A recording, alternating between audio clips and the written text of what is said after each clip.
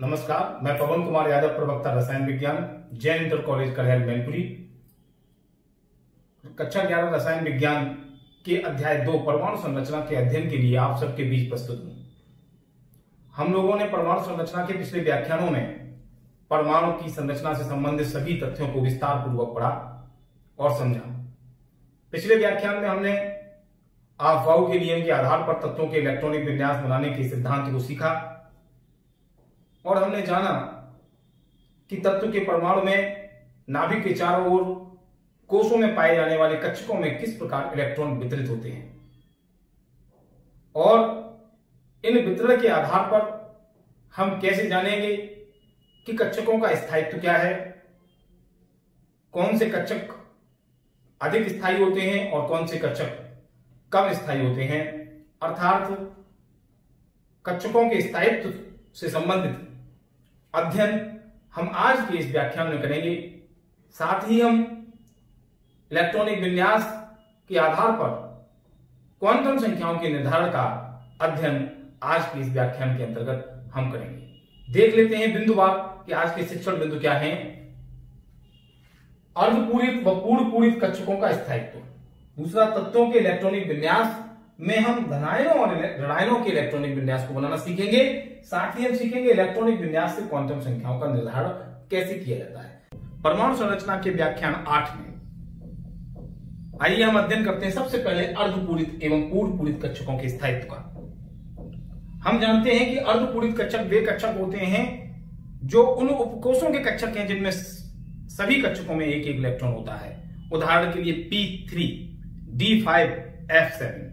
अर्थात किसी उपकोष के जब सभी कक्षकों में एक एक इलेक्ट्रॉन होता है तो उसे हाफ फिल्ड अर्धपूरित कक्षक कहते हैं। और पूर्णपूरित का अर्थ है किसी उपकोष के सभी कक्षक जब पूर्णतः भरे होते हैं, अर्थात कक्षकों में दो दो इलेक्ट्रॉन होते हैं तो उसे हम पूर्णपूरित कक्षक कहते हैं। तो हमारा P3 क्या कहलाएगा?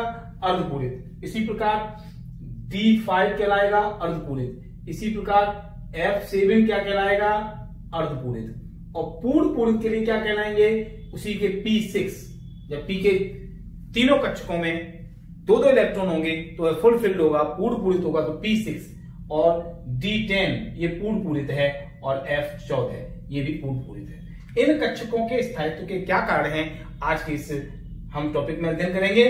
तो पहले ये जान लेते हैं कि P3 अर्धपूरित क्यों है। पिछले व्याख्यानों में हम अध्ययन कर चुके हैं हुंड के नियम के अनुसार किसी उपकोष के सभी कक्षकों में अयुग्मित इलेक्ट्रॉनों की संख्या अधिकतम होती है और उनके चक्कर समदिश होते हैं। अर्थात यहां सममितता प्रमुख कारण है कक्षकों के स्थायित्व की। सममित होने का इलेक्ट्रॉन पहले प्रयास करते हैं। कारण क्या है? जैसे P3 को हम देखते हैं यहां पर कि P3 में किस प्रकार इलेक्ट्रॉन भरे जाएंगे। देखिए P3 में 3 कक्षक होंगे, Px, Py, Pz। तो पहला इलेक्ट्रॉन ये है। दूसरा इलेक्ट्रॉन यहां स्पेस होने के बाद भी यहां नहीं भरा जाएगा, अगले में जाएगा। इसका कारण अंतरा इलेक्ट्रॉनिक प्रतिकर्षण भी है। तो कक्षकों के अर्धपूरित कक्षकों के स्थायित्व का एक प्रमुख कारण अंतरा इलेक्ट्रॉनिक प्रतिकर्षण भी है, क्योंकि समान आवेश इलेक्ट्रॉनों में होने के कारण यह इलेक्ट्रॉन यहां ना होकर के अगले कक्षक में जाना ज्यादा पसंद करता है। अर्थात वह युग्मन नहीं करता, पहले अयुग्मित होकर के भरना पसंद करता है। कारण अंतरा इलेक्ट्रॉनिक प्रतिकर्षण। तो तीसरा इलेक्ट्रॉन ये आएगा। ये P3 का इलेक्ट्रॉनों का बढ़ा हुआ वितरण है कक्षकों में। तो ये कहलाएगा हाफ फिल्ड, क्योंकि ये भी अधूरा है। तीनों जगह जिन्होंने डॉट लगाए यहां इलेक्ट्रॉन आ सकते थे, परंतु ये अर्धपूरित व्यवस्था है। तो इस अर्धपूरित कक्षकों के स्थायित्व का सबसे पहला प्रमुख कारण है कि इनमें इलेक्ट्रॉनों का घनत्व का वितरण जो है वो सममित हो जाता है। तो पहला पॉइंट निकल के आता है इलेक्ट्रॉनों का सममित वितरण अर्धपूरित व पूर्णपूरित कक्षकों के स्थायित्व का प्रमुख कारण है। तो क्या हुआ कारण कि अगर हम P3 को देखें तो P3 में इलेक्ट्रॉनों का वितरण जैसा कि ऊपर बताया गया है इस प्रकार होगा। कैसे होगा? एक एक इलेक्ट्रॉन सभी कक्षक में आ जाएंगे, 1 1 1। तो ये हाफ फिल्ड हो गया। इसी प्रकार अगर हम D5 में बनाएं तो D5 के लिए हम 5 कक्षक बनाएंगे। कितने बनाएंगे?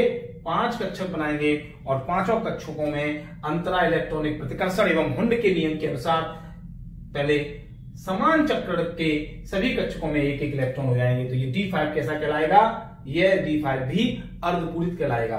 इसी प्रकार अगर हम F7 बनाए तो उसमें 7 कक्षक होते हैं। तो 1 इलेक्ट्रॉन, 2 इलेक्ट्रॉन, 3 4 5 6 और ये 7वां कक्षक और बनाया जाएगा। 7 कक्षकों में एक एक इलेक्ट्रॉन हुआ, ये हमारा है F7। कौन सा है? F7। तो इस प्रकार ये अर्धपूरित कक्षक हैं जिनमें इलेक्ट्रॉनों का सममित वितरण है, अर्थात इनमें इलेक्ट्रॉनों के चक्कर समान हैं जो कक्षकों को स्थायित्व प्रदान करते हैं। तो हमने दो बातें आज जानी कि इलेक्ट्रॉनों के सममित वितरण के कारण कक्षक स्थायी होते हैं, और दूसरी बात अंतरा इलेक्ट्रॉनिक प्रतिकर्षण के कारण इलेक्ट्रॉन में सममित वितरण होता है, अर्थात पहले अयुग्मित होकर के इलेक्ट्रॉन सभी कक्षकों में एक एक करके भरते हैं, तब युग्मन आरंभ होता है। इसी प्रकार आप देखें, अगर हम P6 करें तो P6 में इलेक्ट्रॉनों का भराव इस प्रकार होगा, उसी को आप D5 F7 भी समझ लेंगे।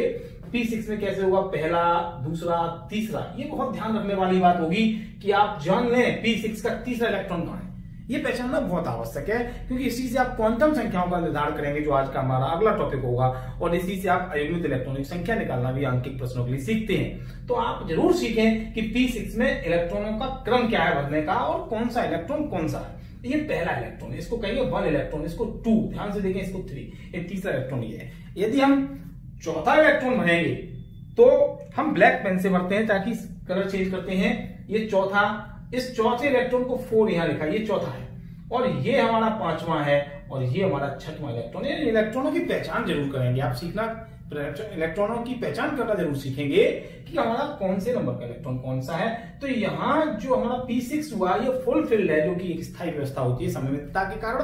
तो हमने आज सीखा क्या कि इलेक्ट्रॉनों का सममित वितरण अंतरा इलेक्ट्रॉनिक प्रतिकर्षण के कारण होता है, और ये दोनों के कारण अर्धपूरित व पूर्णपूरित कक्षक अन्य कक्षकों की अपेक्षा अधिक स्थायी होते।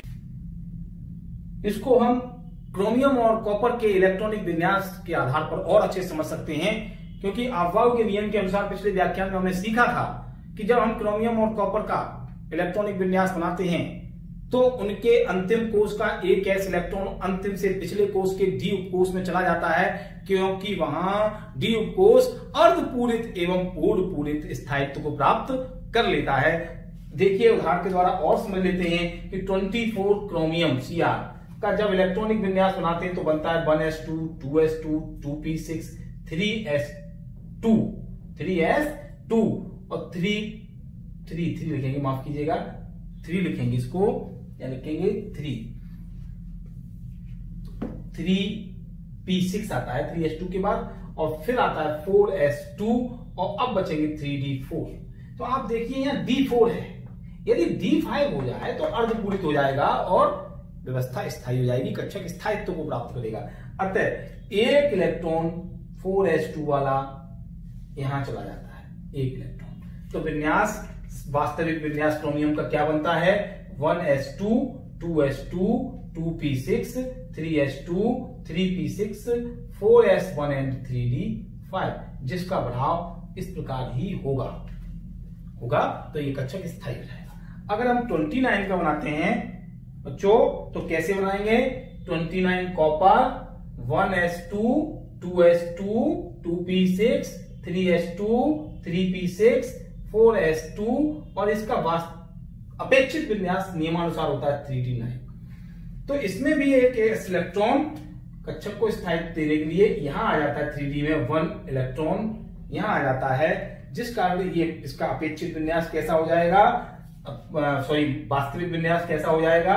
1s2, 2s2, 2p6, 3s2, 3p6, और अब मैं इसको 3 को इकट्ठा करके लिख दे रहा हूं, तो 3d10 और 4s1, तो ये 3d10 हो गया।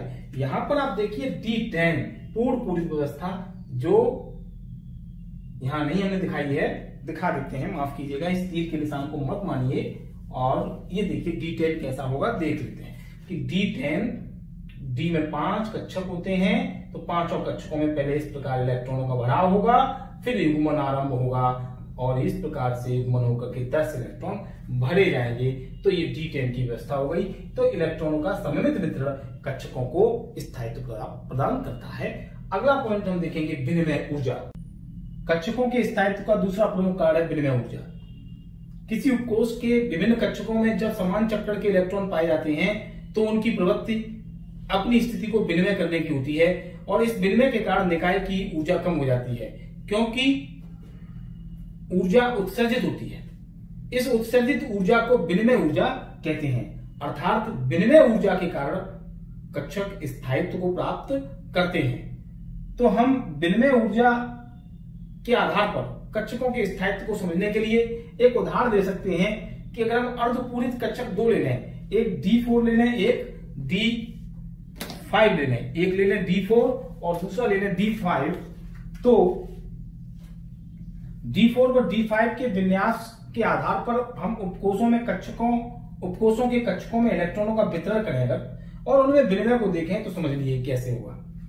ये रहा D4 का इलेक्ट्रॉनिक वितरण, जैसा कि आप सीख चुके हैं पहले, एक एक इलेक्ट्रॉन 4 कक्षकों में होगा।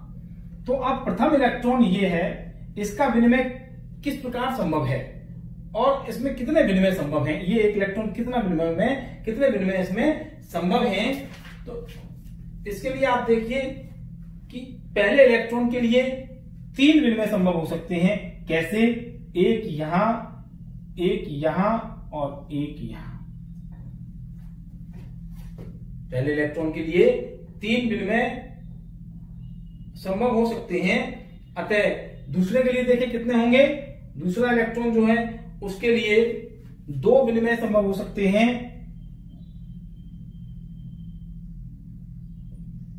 ये प्रकार से, तो यहां हम लिख देंगे विनिमय बराबर 3 और यहां लिख देंगे विनिमय बराबर 2। इसी प्रकार तीसरा इलेक्ट्रॉन हमारा पहला ये था, तीसरा इलेक्ट्रॉन हमारा ये है, इसके लिए विनिमय बराबर 1 रहेगा, तो यहां विनिमय बराबर 1। तो अब आप देखिए D4 के लिए कुल विनिमय कितना हुआ संभव, कुल संभव विनिमय कितना है?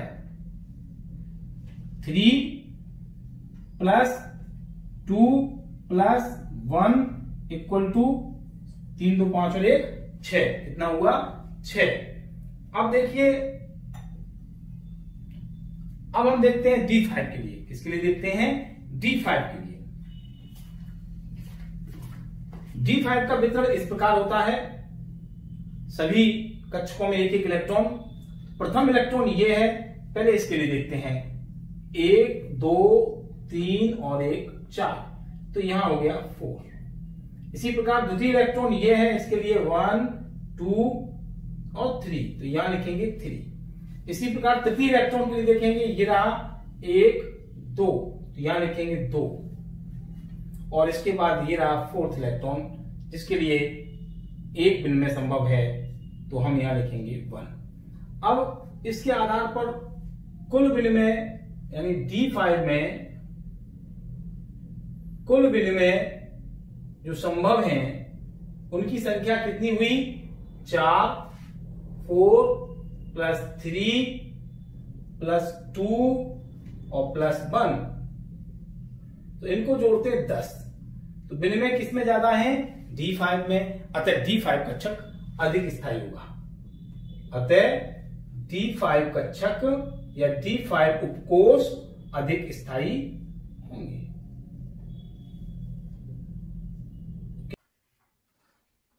पिछले व्याख्यान में हमने अफबाउ नियम के आधार पर परमाणुओं के इलेक्ट्रॉनिक विन्यास बनाना सीखा था। उसमें हमने तत्वों के इलेक्ट्रॉनिक विन्यास कैसे लिखा जाता है, देखिए एक बार फिर एक एग्जांपल लेते हैं। जैसे कार्बन का इलेक्ट्रॉनिक विन्यास बनाना हो तो हम लिखते थे 1s2 2s2 2p2। यहां इसका क्या अर्थ है? इस 1s2 से हम कौन कौन से अर्थ निकाल सकते हैं उसको देखते हैं। अगर हम एक फॉर्मूला बनाए NLX, तो इसका इससे मैच किया जा सकता है। कैसे? कि N का आशय है कोष की क्रम संख्या, क्योंकि हम 1s2 कहते थे तो पहला कोष जिसके S उपकोष में 2 इलेक्ट्रॉन हैं। चूंकि कोष को मुख्य क्वांटम संख्या से प्रदर्शित किया जाता है, अर्थात मुख्य क्वांटम संख्या कोष को प्रदर्शित करती है, तो यहां N का मतलब हुआ मुख्य क्वांटम संख्या जो कोष को प्रदर्शित कर रही है, और ये जो S है जो उपकोष को प्रदर्शित करता है, इससे हम दिगंशी क्वांटम संख्या का निर्धारण कर लेते हैं। तो ये L प्रदर्शित कर रहा है दिगंशी क्वांटम संख्या को, और X का मतलब है इलेक्ट्रॉनों की संख्या जो S के साथ लिखी जाती है ऊपर। तो हम इस प्रकार अगर हम 2p2 देख लें, 2p2, तो इस 2p2 में N का मान कितना है? 2। क्यों? क्योंकि ये यहां पर लगा हुआ है। n उपकोष से पहले लगाया जाता है जो मुख्य क्वांटम संख्या अर्थात कोष की क्रम संख्या है। p से क्या आशय है? p से आशय है कि यहां p उपकोष है जो 3 कक्षकों से मिलकर बनता है, px, py और pz, और यहां 2 इलेक्ट्रॉन है। तो इस प्रकार हम इलेक्ट्रॉनिक विन्यास को क्वांटम संख्याओं के साथ सम्मिलित करते हुए समझ सकते हैं, अर्थात तत्वों के इलेक्ट्रॉनिक विन्यासों से हम परमाणुओं के इलेक्ट्रॉनों की क्वांटम संख्याओं के मान भी ज्ञात कर सकते हैं। इस इलेक्ट्रॉनिक विन्यास के आधार पर क्वांटम संख्याओं का निर्धारण कैसे किया जाता है इसे अभी समझेंगे। उससे पहले इलेक्ट्रॉनिक विन्यास धनायनों और ऋणायनों के कैसे बनाए जाते हैं आइए हम देख लेते हैं कि धनायन क्या होते हैं। धनायन परमाणु में से जब इलेक्ट्रॉन निष्कासित होते हैं तो धनायन बनते हैं। किसी परमाणु से जब इलेक्ट्रॉन पृथक होते हैं तो धनायन बनते हैं, और परमाणु से इलेक्ट्रॉन सदैव गैसीय अवस्था में पृथक होते हैं। कैसे? अगर कोई तत्व m है और उस m से यदि एक इलेक्ट्रॉन पृथक हो रहा है तो उसके ऊपर एक धनावेश आ जाता है, क्योंकि यहां प्रोटॉनों की संख्या तो वही रहती है परंतु इलेक्ट्रॉनों की संख्या कम हो जाने के कारण एक धन आवेश जो प्रोटॉन का धनावेश है वो परमाणु के ऊपर लगाकर प्रकट किया जाता है। यदि किसी परमाणु में से 2 इलेक्ट्रॉन पृथक होंगे तो उसके ऊपर 2 धनावेश लगा दिए जाते हैं, तो M2 प्लस प्रकार का धनायन बनता है। यदि किसी तत्व के परमाणु से 3 इलेक्ट्रॉन पृथक होते हैं तो उस पर 3 इकाई धनावेश अर्थात वहां M3 प्लस प्रकार का धनायन बनता है। अब हम इन M प्लस या इस M3 प्लस M4 प्लस भी संभव है, इनके इलेक्ट्रॉनिक विन्यास आखिर कैसे बनाएंगे हम इसे सीखते हैं। तत्वों के इलेक्ट्रॉनिक विन्यास बनाना हमने अफबाउ के नियम के आधार पर सीखा। जैसे यहां हमने देखा है कि 6C बराबर 1s2 2s2 2p2। ठीक उसी प्रकार हम धनायनों के इलेक्ट्रॉनिक विन्यास भी बना सकते हैं। धनायनों के इलेक्ट्रॉनिक विन्यास मूल परमाणु के इलेक्ट्रॉनिक विन्यास के आधार पर ही बनाए जाते हैं जिससे धनायन बनता है। जैसे इसका मूल परमाणु M है तो हम जिस परमाणु का धनायन है उस परमाणु के उदासीन परमाणु के इलेक्ट्रॉनिक विन्यास के आधार पर धनायन का इलेक्ट्रॉनिक विन्यास बना सकते हैं। धनायन के इलेक्ट्रॉनिक विन्यास बनाते समय मूल परमाणु से उतने इलेक्ट्रॉन निष्कासित करने होते हैं जितने उस पर धनावेश होते हैं। इलेक्ट्रॉनों का निष्कासन मूल परमाणु के बाह्यतम कोश से सर्वप्रथम किया जाता है। फिर आवश्यकता पड़ने पर बाह्य कोश से पिछले वाले कोश से उच्चतम ऊर्जा के कक्षकों से इलेक्ट्रॉन निकाले जाते हैं। अर्थात सबसे पहले बाह्यतम कोश से इलेक्ट्रॉन पृथक कराए जाएंगे, फिर आवश्यकता पड़ने पर उससे पिछले कोश के उच्च ऊर्जा के उपकोशों या कक्षकों से इलेक्ट्रॉन निकाले जाते हैं। हम देख लेते हैं उदाहरण के द्वारा। तो इस प्रकार हमने देखा कि 25 मैग्नीज Mn का इलेक्ट्रॉनिक विन्यास क्या बनेगा, 1s2 2s2 2p6 3s2 3p6 3d5 और 4s2। अफबाउ के नियम के अनुसार जब हम 25 Mn का इलेक्ट्रॉनिक विन्यास बनाएंगे तो बनेगा 1s2 2s2 2p6 3s2 3p6 3d5 और 4s2। अब जब हम धनायनों का इलेक्ट्रॉनिक विन्यास बनाते हैं तो हम धनायन पर उपस्थित आवेश के बराबर इलेक्ट्रॉनों को निष्कासित करते हैं। अर्थात अंतिम कोश में से पहले इलेक्ट्रॉन निकाले जाते हैं, फिर आवश्यकता अनुसार उससे पिछले वाली कक्षा से इलेक्ट्रॉनों का निष्कासन किया जाता है। यहां 4 इलेक्ट्रॉन निष्कासित करने हैं क्योंकि Mn पर 4 धनावेश हैं। अतः सबसे बाहरी कोश, सबसे उच्च ऊर्जा वाला कोश हमारा है 4s। अतः 4s में से 2 इलेक्ट्रॉन हमारे बाहर होंगे। उसके बाद 4 करने हैं तो बचे हुए तीसरी कक्षा का जो सबसे अधिक ऊर्जा वाला कक्षक है यानी 3d कक्षक, उसमें से 2 इलेक्ट्रॉन बाहर होंगे। तो यानी हमारे Mn प्लस का इलेक्ट्रॉनिक विन्यास बनेगा 1s2 2s2 2p6 3s2 और अब आप देखेंगे 3p6 और यहां 4s2 तो कक्षा समाप्त हो गई क्योंकि उसमें s में 2 इलेक्ट्रॉन थे, दोनों निकल गए। तो चौथी कक्षा अब नहीं रही, अब हो गई 3d3। कौन सी हो गई? 3d3, क्योंकि इसमें से 2 इलेक्ट्रॉन कम करने पर 3d3 से बचा। इस प्रकार Mn4+ का इलेक्ट्रॉनिक विन्यास बनेगा 1s2 2s2 2p6 3s2 3p6 और 3d3। धनायनों के इलेक्ट्रॉनिक विन्यास के बाद अब हम देखेंगे कि ऋणायनों के इलेक्ट्रॉनिक विन्यास कैसे बनाए जाते हैं। माना कोई तत्व X है और वह X तत्व यदि एक इलेक्ट्रॉन ग्रहण करता है तो वह X माइनस ऋणायन बनाता है, अर्थात उसके ऊपर एक ऋणावेश आ जाता है। इसी प्रकार जब वो 2 इलेक्ट्रॉन ग्रहण करता है X तो उसके ऊपर 2 ऋणावेश आ जाते हैं, जिससे X2 माइनस ऋणायन बनता है। तो ऋणायन कैसे बनते हैं? ऋणायन तब बनते हैं जब कोई तत्व का परमाणु इलेक्ट्रॉनों को ग्रहण करता है तो उसके ऊपर उतना आवेश आ जाता है जितने इलेक्ट्रॉनों को वह ग्रहण करता है, और इस प्रकार ऋणायन बनते हैं।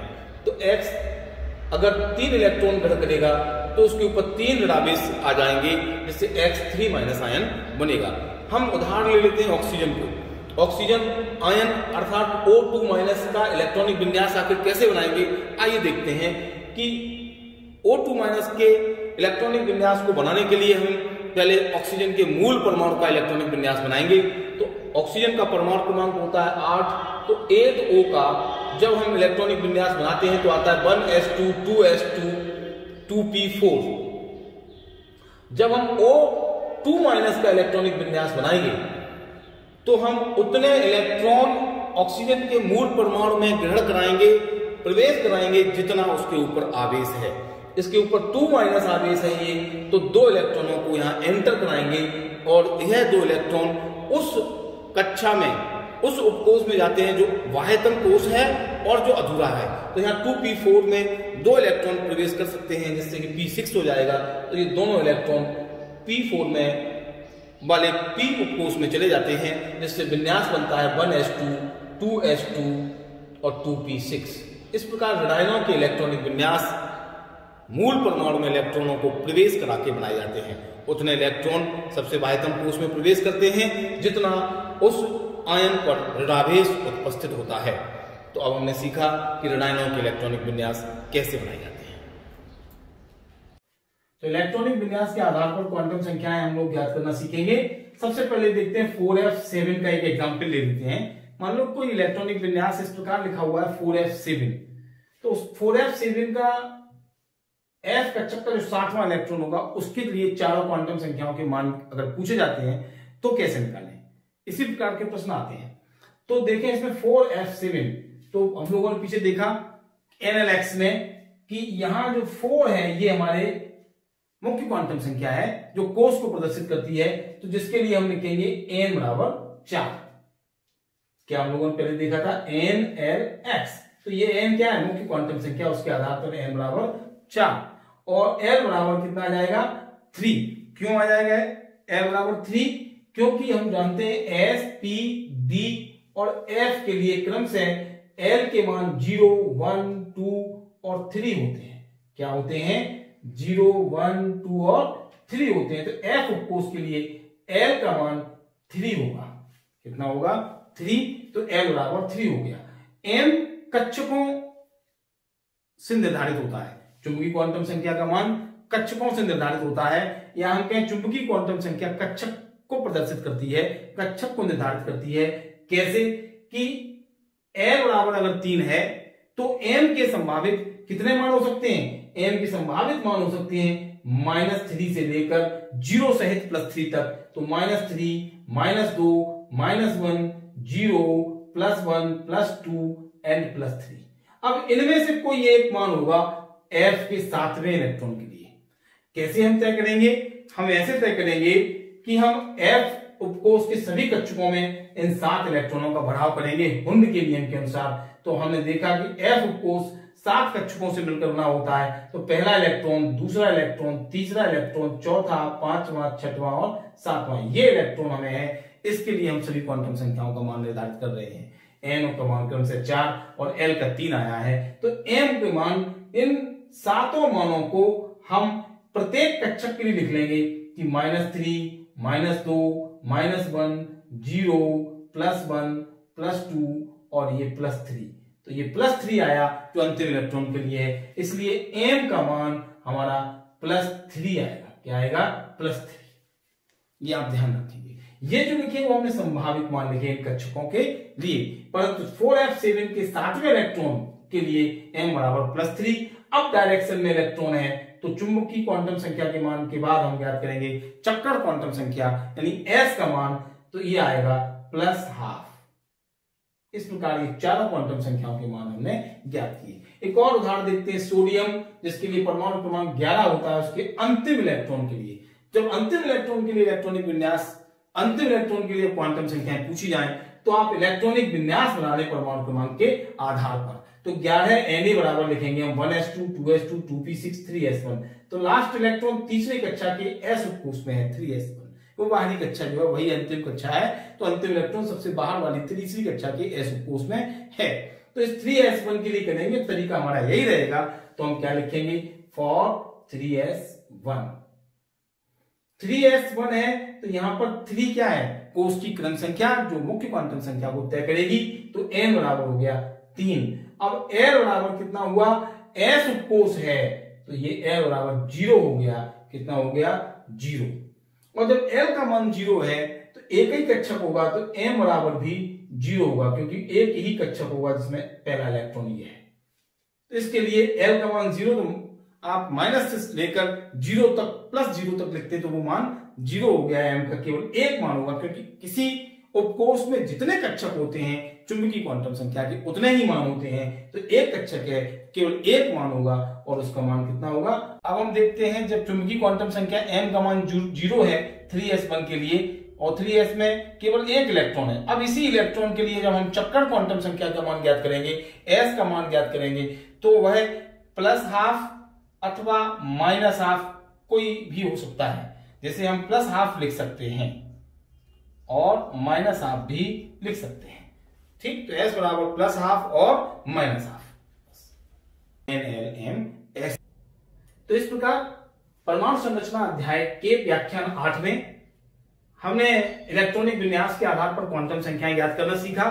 साथ ही हमने परमाणुओं के इलेक्ट्रॉनिक विन्यास के अंतर्गत धनायनों ऋणायनों के इलेक्ट्रॉनिक विन्यास और अर्धपूरित एवं पूर्ण पूरित कक्षकों के स्थायित्व के कार्यों को जाना। इससे पिछले व्याख्यानों में हमने परमाणु संरचना के संदर्भ में विस्तृत चर्चा की और परमाणु संरचना को समझा। आशा है आपको परमाणु संरचना के सभी व्याख्यान अच्छे से समझ में आए होंगे। आप लोग दीक्षा ऐप डाउनलोड कर चुके हैं, उसकी सहायता से और अधिक इसका अध्ययन करें। वीडियोस को माध्यमिक शिक्षा विभाग के YouTube चैनल पर जाकर बार बार देखें, जिससे आप परमाणु संरचना अध्याय को अच्छी तरह समझ सकें, अच्छी तरह सीख सकें। यह अध्याय रसायन विज्ञान की आधारशिला को तय करता है। बहुत ही महत्वपूर्ण अध्याय है, जिससे प्रतियोगी परीक्षाओं में एवं उत्तर प्रदेश बोर्ड की परीक्षाओं में, आपके विद्यालय की गृह परीक्षाओं में, विभिन्न परीक्षाओं में आपसे प्रश्न पूछे जाते हैं। आप, मुझे पूरा विश्वास है कि इसके उत्तर अच्छी तरह से दे सकेंगे। आप सबको इन आज के इस व्याख्यान के आधार पर कुछ गृह कार्य अभ्यास प्रश्न के रूप में दे रहा हूं, उन्हें अपनी उत्तर पुस्तिका पर करेंगे। पिछले गृह कार्यों को भी आपने किया होगा, आप सब इस गृह कार्य को करें। पहला प्रश्न इसमें है कि कॉपर 2+ Cu2+ Z बराबर 29 का इलेक्ट्रॉनिक विन्यास लिखिए। यह अपवाद है और धनायनों के इलेक्ट्रॉनिक विन्यास कैसे बनाए जाते हैं आपको सिखाया गया है, तो आप इस प्रश्न को करें। दूसरा सवाल 4p4, जैसे 4f7 के लिए हमने क्वांटम संख्या निकाली थी, वैसे 4p4 से n व l के मान ज्ञात करें। मुख्य क्वांटम संख्या और दिनंशी क्वांटम संख्या के मान ज्ञात करें। Fe Z बराबर 26 में d कक्षक में उपस्थित छठे इलेक्ट्रॉन को आपको चयन करना होगा। छठवां इलेक्ट्रॉन कौन सा है, इलेक्ट्रॉन के लिए सभी क्वांटम संख्याओं के मान ज्ञात करें। आप इस गृह कार्य को कीजिए और अपने नोट्स बनाइए, अच्छे से पढ़ाई कीजिए। आप सबके उज्जवल भविष्य की कामना करता हूं। नमस्कार, धन्यवाद।